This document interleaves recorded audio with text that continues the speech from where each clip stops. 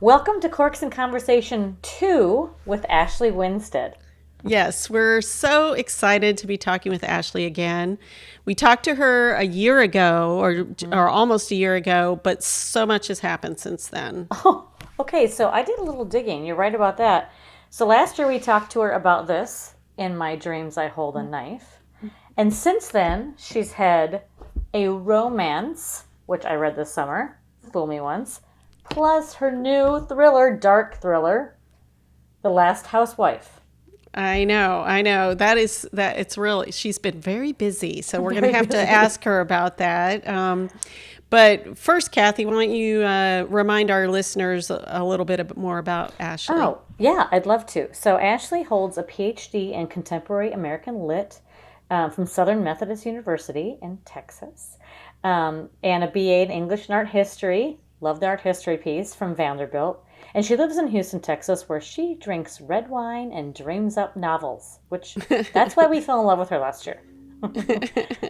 After her debut, In My Dreams I Hold a Knife, came out in 2021, which we did have her on for Corks and Conversation. She's published 2 more novels, like we said, a romance, Fool Me Once, and this thriller Christie's holding, The Last Housewife, both of which have come out to rave reviews. And here is my favorite.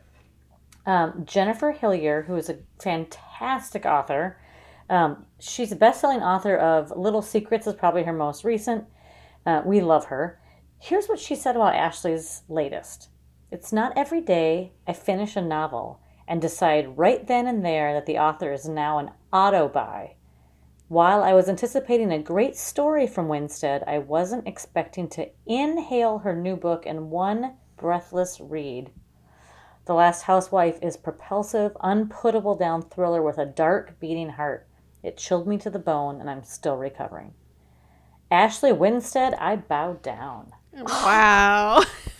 So with that when I got that. incredible introduction, Ashley, welcome. It's great to see you again. Hi. It's so great to be back, especially like the best introduction of all time. Thank you. You're welcome. I will never get so good again. Thank you. Oh my gosh. Oh, yeah. Oh my Well, gosh. So happy to be back. that was pretty impressive, and we've got our wine today too. do. Last time you had like La Crema Pinot Noir. Is that what you're having again this time, or? I switched it up. So I am drinking today this, I don't know if you can read it. It's appropriately titled Devil's Corner. Oh, Yeah. good. I'm on theme. Yes, It is you a are. 2020 Pinot Noir. So I love my Pinots. That's what I was drinking the last time. And I got it from, I said Tasmanian Pinot, and I got it from, I actually have a wine and cheese shop at the end of my street. So I'm very Oh, blessed. no. I know. Both a blessing and a danger. I was going to say, you better keep writing. I know. Yep. To literally just afford my trips to that store. So I purchased it there, and it's fabulous. Oh, good. Oh, wonderful. Good. We'll have to try that. That is fantastic. Well, cheers to you, Ashley. Congratulations Cheers. on your books, plural, this last Look at her year. with her straw Thank in you there. so much. Yeah, Yes, then this you is don't my have like a my wine You drink wine wine teeth with a and straw. stuff. I did not know this. I do. Yes, I do, because I drink everything with a straw because I'm trying to keep my teeth like Clean. as white as possible. So No. I drink my coffee with a straw. Do you really? Oh, really? Yep. My red wine with a straw. I know it's super uncool. No, there is a good reason I don't for know this. how I don't know if I could do that, because unless you're only having iced coffee. You drink hot coffee with a straw? I do. Yeah. It works? So I know it sounds really weird, but it never burns my mouth. I do kind of wait a little bit to let my coffee cool, Yeah. and it's delightful. And I really have noticed a difference Have you really? Absolutely, in keeping my, like, 'cause I, once again, vain confessions, get my teeth whitened like, once a year or so. Yeah, but that's a whole endeavor. And Kathy, you we're going to have undo to it. start doing that. We're I on do. YouTube and we're drinking red wine. Here's what I do. I drink coffee in the morning, I drink tea in the afternoon, and red wine at night. So Yep. Trifecta. yeah. As I'm covering my mouth, I'm like, oh no. No, I just, yeah, Oh. this is how vain I am. And I'm like, you know what? It's worth looking uncool. Well, it's actually a very good No. advice. I See also there, think we don't even have to get writing advice from Ashley. She can give us all kinds life of advice. advice. I actually have a lot of wine drinking advice. Very, very hard earned cautionary tales. Oh, Yeah. gosh. Oh, we could all do All that. right. So let's start first and foremost. Can you tell us a little bit about how the last year has been? Because like we talked about last year, you had your debut, and now you've had 2 books, like we mentioned. Gosh. And just how do you handle all the promotion, the writing, the editing, the next book, all that stuff? Yeah, my life since the last time I was with you two has been nonstop, as you might imagine. Kind of a whirlwind of drafting, editing, going into promotion mode, and it really just hasn't stopped. I was really, really lucky with In My Dreams, I Hold a Knife. It's found, like a lot of enthusiastic readers, which has been just so fun to see. And still lots of people are discovering it every day, which is amazing. And yeah, 2 books a year is the plan for the next few years, actually. So I have to get used Wow. to Oh, this wow. pace. So both romance and thriller? Yeah, I don't know what it is. I just can't contain my brain. It just wants to go, across genres and to try on different voices and be like a little chameleon and see if I can do it. Because every book that I've written, I'm always trying to do something new to me, like challenge myself. So whether that's genre or structure or like a tense that I'm writing in, it always has to be something. Because I got to keep it like fresh, I think, for my brain. Yeah, that maybe it's also because you go to such a dark place, and then you're like, okay, now I need to do something calmer No, or that's happier. 100% it. Yeah. Yeah. A lot of people say like, oh, I mood read, I'll go all over the place. And I feel the exact same way as a writer that, I'll do something really dark, like you said, and then I'll have to like switch to something happy and light for a little while. And then, I'll be like, oh, I've been too happy and sunshiny for too long. It's time to go back to the darkness, the murder. Um, So, yeah. all over this last year, what surprised you the most? Was there anything that really just surprised you? Like you're like, oh my gosh, I didn't expect to have to do that, or this would Hmm. happen, or That's such a good question. I think maybe the thing I'll think about like what surprised me, because frankly, just finding readers at all has surprised me, and just dreams being able to, go into be published in different countries, and wow, just that's true. yeah, Yeah, I hadn't thought about that. Oh yeah. that has been like surprising and a dream to get tagged in Instagram posts in languages that I can't read about my book, and it's wonderful. And thank goodness for that translate button on Instagram. So I can see that I'm not, heart responding to people who are totally trashing my book because Right. I'm This sucked. completely oblivious. Love. I know. Thank you so much. You're so Yeah. right. Yeah, Couldn't so agree that's more. been fun. But really, it's finally getting to go probably on a physical book tour with The Last Housewife. Was, my pandemic author dream Right. of getting to be in person in places. So that has been a lot of fun, and I didn't realize, it surprised me what a hustle a book tour is. Mm. I'd kind of romanticized it as like this vacation you get to go on where you get to like sit in bookshops every Ah. evening and talk to interesting people. The latter part is true, but it really is like wheels down, get to your hotel, change, shower and change real fast, go to the event, go to sleep because you have to wake up bright and early the next morning. It's just a lot of moving back. Wow. So are you able to write at the same time, Mm. or do you just kind of like go, okay, this is going to be, this period of time is going to be like away? That is very hard for me when I'm traveling because I am such a finicky writer. I have to be like in a dead quiet place with nothing going on and fall deep in a trance basically in order to write. Right. I'm so jealous of people who write on Oh, planes in coffee shops and can't do it. So, so how are you able to? I mean, gosh, then what do you do? Do you have?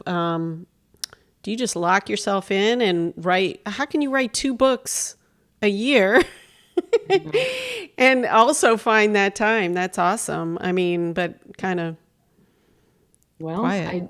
I do not, I have no children. I have no hobbies. This is a real answer. wait, wine and Wine cheese That's drinking. true. Okay. I'll and teeth revise whitening. that. These are hobbies. I think that's true. I mean, Wine, I'm cheese, thinking and you then must dealing with be the like in this consequences. quiet room for like 8 hours a day or something. That That's is what I do. So wow. when I have, the non-travel days, I am literally sitting in a quiet room, oftentimes this room in this chair. Um, and yeah, this is where the magic happens.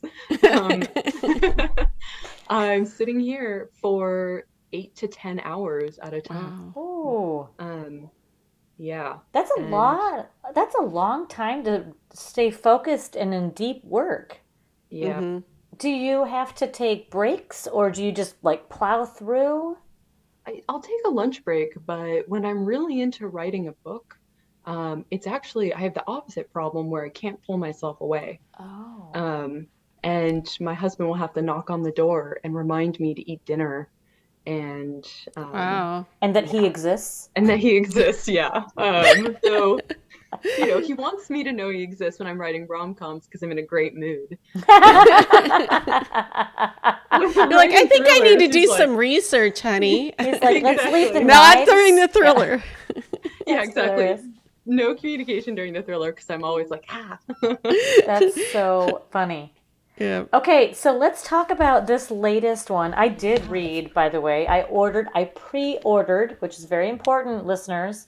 Very But important. I had ordered Fool Me Once this summer right away, and loved it. It was Thank absolute a you. joy.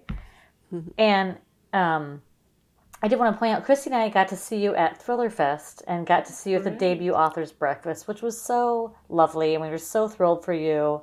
Thank you. And that must have been just a wonderful experience. That was terrifying, if I'm going to be completely honest. Oh my Like, gosh. that was the most on stage I have been, maybe ever, subject to the most pairs of eyes. I Yeah. did not know what I was signing myself up for, so it was amazing, but it was also pretty terrifying.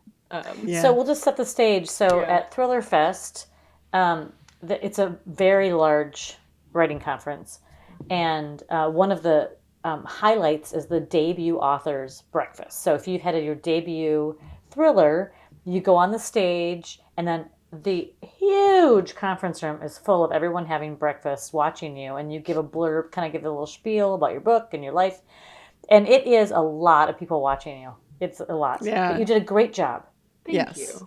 Thank And you. you I were don't think all the way on anybody the left. judges anyway. That's at least Yeah. it's a good crowd usually. Yeah. I would It's hope. such a warm and receptive crowd of people who have been in your place for, Yeah. a lot of people who've been in your place who are, so kind because they've woken up really early that day to come to this breakfast and support you. So it couldn't be a nicer crowd, but it's still your peers, a Yeah. large Yeah. part of your peers and just a room full of people you want to impress. So it's like Right. extra nerve wracking. Oh, yeah. So that was fun. And then so then Christy and I saw each other. We saw each other 3 times this summer. We went to Thriller Fest, Sleuth Fest, and then BoucherCon. And on the way home, so Christy, I drove to Minneapolis. She flew in, and then we drove back to South Dakota together to my house, and then she flew out home a little bit later. And on our way home from BoucherCon, we listened to the audiobook of The Last Housewife Yeah. as it was getting dark. And I have to tell you, it was so creepy. It was a We little were like, creepy. and we've never gotten to do that together before, to read at the same time. It was so fun, Ashley. The first pages just sucked us in, and an audiobook too. It was great. So I would highly encourage everyone to do audiobook as well. But let's talk about the book itself. I'm so honored. I just have to say thank you so much. And It was so fun. We were I feel like, so honored that the book you both listened to it at the same time, that it got to be like the subject of that car ride. we Yeah. had never gotten to do that before, so that was really cool. And okay, so I'm just gonna give a quick blurb to everybody what's going on with this book. So Shay Evans and her best friends, while they're in college, meet this very captivating man, and they kind of get sucked in by this guy. Okay, and so Shay, which I love that name, and her friend senior year kind of escaped, right? And it's now 8 years later. Sorry, my dog is freaking out because there's reflections coming in. Sorry. So it's 8 years later. They've gone their separate ways. Shay's living a very different life in Texas, by the way, and things start unraveling that pull her right back in. And it is dark, and it is creepy, and it is hard to put down. For sure. Yes, for sure. And so I loved this kind of warped worldview that they kind of got involved in. Cult-like. Where did this come from? Because this is very different than your first thriller. Yeah. Oh yeah. I just dove off the deep end with this book, really. And I'll tell you where the idea and the inspiration came from. But first, I will just say, to set the stage, like, it is a much darker book than In My Dreams. And I remember very vividly sitting down at my computer thinking to myself, okay, you've got book 2 to write, and realizing that my publisher had already purchased book 2, that there was no one I had to like sell with this idea, that it was already like a thing that was guaranteed to exist in the world. And I felt such a tremendous sense of creative freedom, like this sense of liberty. Like, okay, I clearly my publisher, my editor could have rejected it, totally could have. And there was a point where I thought maybe she would. But I was just like, I can like kind of let go a little bit and like really just write the book that I want to write. And apparently that's a really dark book. So I have to confess that I became absolutely, within the last few years, totally fascinated by all the cult documentaries that popped up. If you remember, a few years ago, it was like, all the NXIVM articles, and it felt like there were multiple documentaries coming out about NXIVM. And then I found the Sarah Lawrence sex cult story, which at the time that I started imagining and writing The Last Housewife, hadn't received a whole ton of coverage. It's now starting to get more attention because the case is being done, and Larry Ray, the cult leader, is, I think was just sentenced. So it's receiving more attention, but at the time it was weirdly, kind of underserved in terms of spotlight. And that is the story that most closely and directly inspired The Last Housewife. So it is, for people who aren't familiar, it is the story of a father who came to live with his daughter in her dorm at Sarah Lawrence when I think she was about 19, 20 Oh my years old. gosh. It's so crazy. I mean, and that's just step 1. That's already Didn't he wild. stay though for like years or something? Years he lived, and he slowly inculcated more and more of her friends into this like proto cult. Not a thing that any of them would have called a cult, of course, but he started.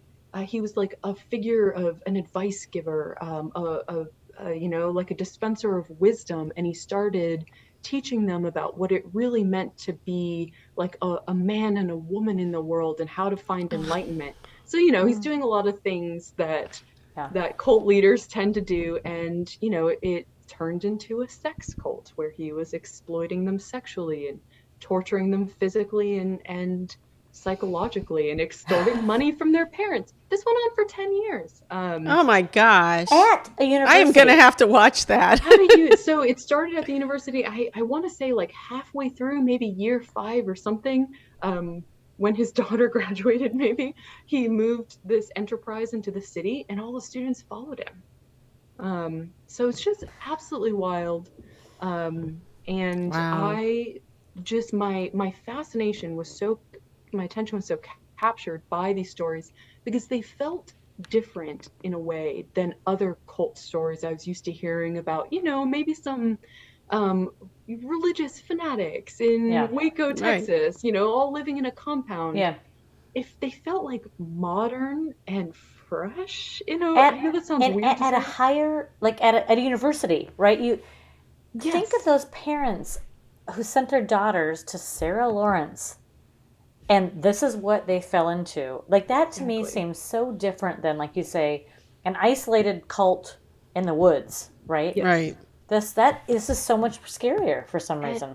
And it really, to me, was, and also just even NXIVM, the fact that you have all of these pretty high-profile women, heiresses, some actresses, just that they're, and I guess this is part of why Scientology, it always fascinated me, just this such deep, extreme strangeness and exploitation, just living right under the surface of like what's acceptable. And so, me being the dark-hearted person that I am sometimes, half the year, I really wanted to write a book about not so much the cult leader, this man, it's always a man, but what it would be like to be a woman, to go from point A, the Sarah Lawrence student, embarking on college and having, your future in front of you, to getting sucked in to all of this, a place where your life looks so different. Like, what does the psychological process look like? How many different ways could there be to get hooked into something like this? That's where all my interest lies. So, wow. Yeah, that was the seed for The Last Housewife and for Shay. Okay, I think it's time for a drink and our midway conversation. Good idea. Woo! This is like going back to rom-coms. We need a little minute. So if you recall, we do the question in the bottle. So this is question in the bottle number 2 for you. The question that you might get to the bottom of the bottle. All right, Sorry about let's this see. crazy talk. Yeah, well, let's see if it's about cults or something. Sometimes it yeah. falls into the same thing. Okay. Let's see. What was the first band or musician you were really into, and do you still like them? Oh, great question. No doubt. Yep. No doubt, no doubt. Yeah. Just, I thought you were saying that's a great question. No doubt. No doubt. No, Gwen Stefani. Yeah, Gwen Stefani. Man, I worshipped her. Just a girl, and that Tragic Kingdom was my first album. Was it really? It Wow. was, yeah. And yeah, I still dig that album. I haven't loved a lot of Gwen Stefani's solo work. That's been a little less for me because I'm more of a fan of rock, but she's kind of gone poppy in her. Yeah. But yeah, more power to her. Do you have an answer to the question in the bottle? Who was your first band? Was it band? Ooh. I need to This change is topic going to probably immediately. really date me because it was probably like Donny Osmond or something. And He is still going strong. I mean, yeah, I'm not a follower anymore. So there you go. I don't. well, I was in mean, Las Vegas recently, and he's in Vegas. the first billboard I saw was Donny Osmond, and I was like, wow. Yeah, yeah. Oh, yeah. What about you, Kathy? She's always asking me, and then she I know, can't sorry, answer. I'm always scared, and then I don't prepare. I would say REO Speedwagon. I remember Ooh, I like that. Yeah. I remember being in 4th grade, and I had like my first like album, like LP, and I was playing it on my stereo in my bedroom, and REO Speedwagon is what I would say. And I love that. I don't follow them anymore, but I understand they're still going strong. Oh, really? I think Okay. so. Okay, so we're gonna kind of switch our questions around a little bit, Christy, because we got a little bit off track. But Okay. Ashley, I'm so curious because you had mentioned that you felt freedom with Hmm. your second thriller, and we have talked to so many writers who felt trapped by their second novel because what they said is, I'm writing the first one, I don't know who my audience is yet. I'm just the joy, and then under contract, they just felt trapped. And you sound like you had said the opposite. I'm so curious about that. Hmm. I think I cheated the system because I wrote so many debuts. In a Mm. way, it's like my second book was my romance debut, and so Mm-hmm. it had the same feeling of venturing into new territory, not knowing how the world was going to receive it. All of those Yeah. feelings you have when you're writing your first book. And then, yeah, with the second one, with the second thriller, The Last Housewife, it felt like I was doing something different again, and I guess I should have felt trapped. And like No, because no I knew, requirement. yeah, well, I did know, and I did consider a lot especially while I was editing The Last Housewife, that everyone who had read In My Dreams I Hold a Knife would maybe have a certain set of expectations about what this next book would be. And I knew for a fact that I was doing something not at all like what they Mm-hmm. might expect and or hope from me. So that required some bravery to Hmm. say, no, I'm gonna write the kind of book that I want to write rather Yeah. than In My Dreams I Hold a Knife part two, or like Yeah. Redux, Right. um, just because, that people might expect that. Yeah, I guess it could be because, I would think, yeah, I think you could go either way. It's very freeing because you can write whatever you want. You're not constrained with, like you said, like a sequel and thinking, oh my gosh, I got to Yeah. make these characters, as enjoyable Yeah. as the first time and everything like that. Yeah. But it's still, I'd be nervous anyway. Oh yeah, I think because I was writing such a different book and I was very excited to write such a different book, I knew from the get-go that it wasn't going to be what my readers expected, maybe or even wanted, and I had to be okay with that from the outset. And that's usually one of the things that plagues us writers on our Wow. sophomore novel is Yeah. just letting that readerly voice get in your head. Mm. Um, I saw on your website that you already have your next book, yeah. at least the title. I mean, I'm assuming it's already written, and so Yeah. and you got a great deal on that, I guess. And Yeah, so I'm really excited. we're just Happy real for you. curious about Thank you. this process because we always hear, okay, how did you get your debut, and get it out there and stuff. And then sometimes people have a contract, but now your contract ran out because you had a 2-book contract. So then you're like starting all over. So what was that process like? I mean, how did you do that? Did your agent say, okay, give me something else? Or what? Yeah, basically. Get Um, writing.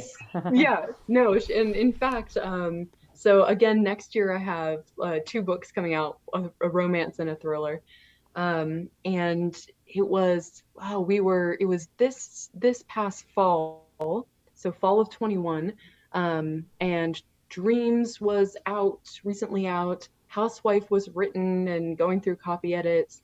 Fool Me Once was written and going and just basically ready to go.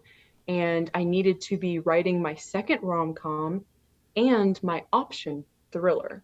So in publishing contracts, you'll have your set books your publisher buys, and they pretty much always have the right to option your next book of that same genre. Oh, interesting. So it's a really cool thing. I love it very much because it speeds up the sub process. Mm. And so contractually, like this has been true of both my publishers, though I know some people have different contractual language, but contractually, I had 30 days after I could wait. I had to wait 30 days, but as soon as like day 31 hit, I could hand over a third thriller to my thriller publisher. And then that started the clock for them. I think it's either 30 or 60 days where they give me an answer back about whether or not they want to buy it and for how much. So it totally speeds up the sub process. And you typically don't need to write your entire book for that period. You write like a synopsis, a chapter outline, and sample pages, usually like 3 chapters. Wow. So I was elbows deep this fall writing my my second rom-com that comes out this next spring. So it's in total rom-com, super fluffy mode, you know, like love and sunshine. Especially because this next rom-com is like the most tender thing because I needed you know, like a bounce back from the Last Housewife, basically. Yeah. So it's as tender as Housewife is dark. And my agent, my agent emailed me and was just like, I'm gonna need you to stop writing that romance right now and write 3 chapters of a thriller real fast because we need to send this out. So all fall, I kid you not, I would get going on one of those books and my agent would tell me for some reason I need to jump ship to the other one. So I went back and forth rapidly between those 2 books. And it wasn't until, you know, I really had some time to sit back and look at both my characters in next year's books that I realized that both are librarians and both both characters have like a lot of similarities. And I think that was just because of Yeah, well, that's okay. I mean, you gotta figure out how to do it some way. So, Ashley, when you got when you pitched your agent, and I know we have a whole story we talked about last year about your experience with that process. Did you find an agent from the outset that would represent you in both rom-coms, and was that your intention, or was that just by happenstance? So this is sorry to throw more things at you, but I actually signed my agent for a YA fantasy that I had written. I know. What? I know. I want to write in every genre. They'll let me, I guess, is the answer. It's like self-discovery via writing books, maybe. So, I signed her for this YA fantasy, and I ended up shelving that. And because I was like really disappointed that I had to shelve that book and was really, desperate to kind of prove I could write a book that could sell, I wrote Dreams, pretty quickly. And so I just went completely into another genre. But yeah, when I first pitched my agent, I said to her, okay, I want to write adult fiction, I want to write thrillers, I want to write, romance, I just want to write across genres. And she was like, well, I am the agent for you because I rep it all, basically. Wow. Great. That's not very common, is it? Nope. So did you guys ever have the conversation about pseudonyms? Because some authors who do romance and thrillers, especially like hardcore thrillers and romance, will have a pseudonym. Oh, yeah. No, there was a week where Fool Me Once was going to be published under the name Brett Ashley instead of, a little Hemingway nod. Because just double down on nerd, why not? So there was a week because we talked about it, and that's a surprisingly revealing process to be tasked with coming up with a name for yourself. And I learned a lot about myself in that process because my agent was like, okay, well, let me know what you'd want your pseudonym to be. And my mind immediately went to, okay, well, I want one of those like really cool gender neutral names. And I want, like one of those slick, maybe masculine names. Yeah. And I actually said that to my agent and she was like, why? Like feminine names are just as cool. And I had this moment where I was like, Ashley Winstead, you have swallowed some sexism. Some sexism. Built-in sexism, yeah. Exactly, that internalized misogyny. And that was like a great wake up for me. And I was like, oh my God, you're totally right. What's Wow. wrong with being, having like a lovely feminine name? Ashley's a very feminine name. That is so interesting. So why did Well, you not end up? really, because Gone with the Wind, Well, Ashley that's was a true. boy. That's true. I will confess I was named after a soap opera star. I'm named Oh. Ashley. I wish it was. So, Yeah. Ashley, why did you decide to not do a pseudonym at the end? We had this conversation in the end that we wanted to build an Ashley Winstead brand that included multiple genres and was really about my perspective and my writing style, and the kind of messy women that I will always write. Like that's my brand, and I do it across genres. And so that's what unites my work rather than just all sticking to one genre. And so we figured, there are a lot of writers who are increasingly doing this and sticking to their one name. So that's been cool to see. And two, we made a bet that there was enough cross-genre readers who, if they liked In My Dreams, would read a romance from me, or vice versa. If they liked my romance, they would read my thrillers that have, usually some strong romantic subplots. Yeah. So that's our gamble, I guess. We'll see if it works. Well, That is we've read fascinating. both, so. Yeah, worked for me. Yeah.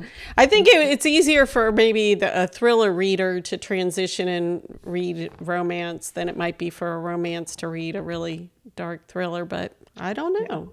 I don't Yeah, know. like Then Last there's like, Housewife. S&M books and stuff, so here we go. Who knows?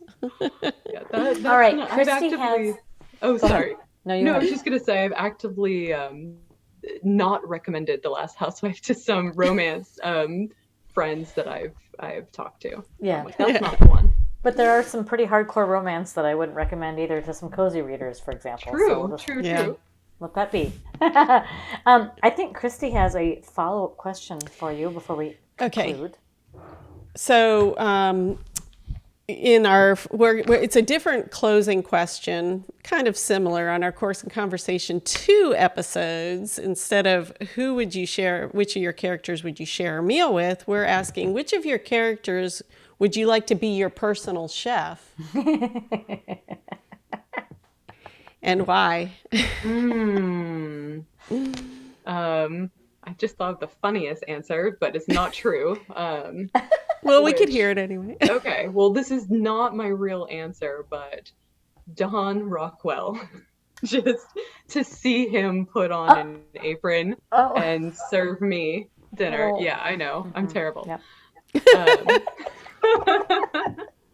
Um, By the way, listeners, if you know, you know, and if you don't, go buy the book. Yep. That will make a lot more sense once you read The Last Housewife. And it's very rewarding.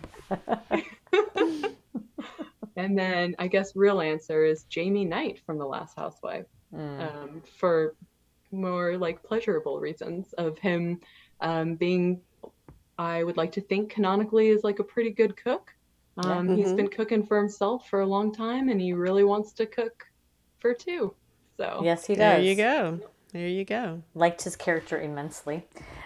So, Ashley, our listeners are going to want to know more about you. What's the best way to reach you and find out more about you? I am most active on Instagram. And so I'm at Ashley Winstead Books on Instagram. Come talk to me and DM me. Love that. Also, website is ashleywinstead.com. And I am infrequently on Twitter, just at Ashley Winstead. But, if you shoot me a message, I will always respond. Okay, we'll definitely have all those on our show notes, the links there. And Ashley, it was so fun. I'm so glad we got to talk with you again. Thank you so much. What a joy. What an absolute joy. Yeah. Yeah, thank So, you. All we have left to say is cheers, everyone. Enjoy your Cheers. meals.